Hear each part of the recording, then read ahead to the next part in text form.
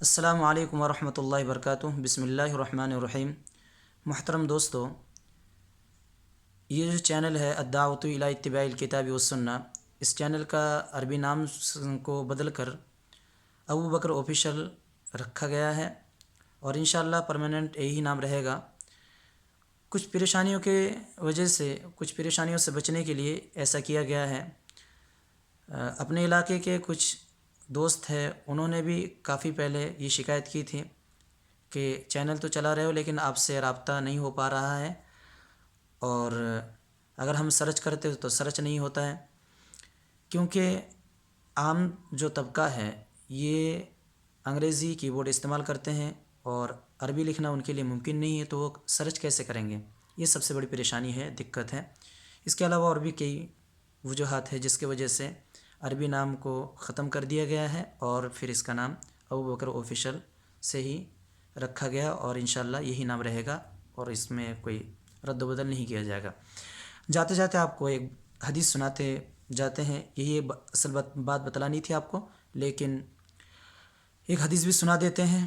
اللہ کے نبی صلی اللہ علیہ وسلم نے فرمایا، حضرت ابو موسیٰ اشعری رضی اللہ عنہ سے یہ روایت ہے، اللہ کے نبی نے فرمایا، من احب دنیاہ، جو شخص اپنی دنیا کو ہی سب سے زیادہ محبوب چیز بناتا ہے، اضر بآخرتہ، تو وہ شخص اپنے آخرت کا نقصان اٹھاتا ہے۔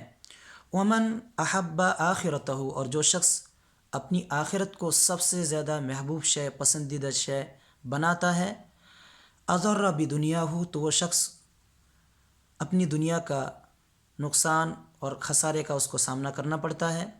فآثروا ما يبقى على ما يفنى، اللہ کے نبی نے فرمایا، تو اے لوگو، تم ہمیشہ باقی رہنے والی آخرت کو اس فنا ہو جانے والی دنیا پر ترجیح دیتے رہو۔ تو ہمیں یہ جو دنیا ہے جو فنا ہو جانے والی ہے، اس دنیا پر آخرت کو ترجیح دے کر آخرت کے لیے زیادہ سے زیادہ خیر اور بھلائی کے کام کرنا ہے۔ ناظرین، یہ روایت مسند احمد میں 19,657 نمبر پر 97 نمبر پر موجود ہے۔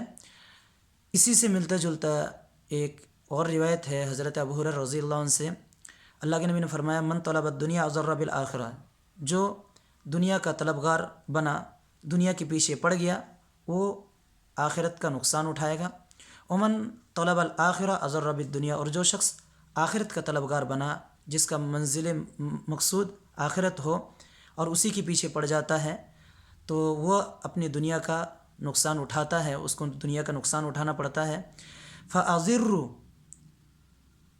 اے لوگو، تو تم نقصان اٹھاؤ، بالفانی، یہ جو فنا ہو جانے والی دنیا ہے اس کا، للباقی، باقی رہنے والی آخرت کے خاطر، تو باقی رہنے والی جو آخرت ہے اس کے خاطر اس فنا ہو جانے والی دنیا کا ہمیں نقصان اٹھانا ہے۔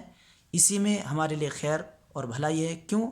کیونکہ اللہ کے نبی صلی اللہ علیہ وسلم جو سب سے زیادہ عقل مند ہے، انسانوں میں سب سے زیادہ سمجھدار ہیں، وہ سمجھدار آدمی اگر اس طریقے سے کہہ رہا ہے تو ہمارے لیے خیر اور بھلائی اسی میں یہ ہے کہ ہم اس دنیا کا نقصان اٹھائیں لیکن آخرت کا نقصان نہ اٹھائیں۔ یہ روایت سلسلۃ الاحادیث صحیحہ میں 3287 نمبر پر موجود ہے۔ ناظرین، اللہ تعالیٰ سے دعا ہے کہ اللہ تعالیٰ مجھے بھی اور آپ کو بھی خیر اور بھلائی کے کاموں کے لیے قبول فرمائے اور ہمارے دل سے دنیا کی محبت کو ختم فرمائے۔ قرآن و حدیث سنت کی محبت ہمارے دل میں اس قدر بٹھا دے کہ ہم قرآن و حدیث اور سنت کے خاطر، دین کے خاطر دنیا کو چھوڑنے والے بن جائیں، دنیا کا نقصان اٹھانے والے بن جائیں، لیکن اللہ تعالیٰ ہمارے دل میں دنیا کی محبت اس قدر نہ بٹھائے کہ ہم دنیا کے خاطر دین کو چھوڑ دیں اور دین کا نقصان اٹھائیں۔ اللہ تعالیٰ ہمارے اعمال کا اصلاح فرمائے اور ہم سب کا اصلاح فرمائے۔ والسلام علیکم ورحمۃ اللہ۔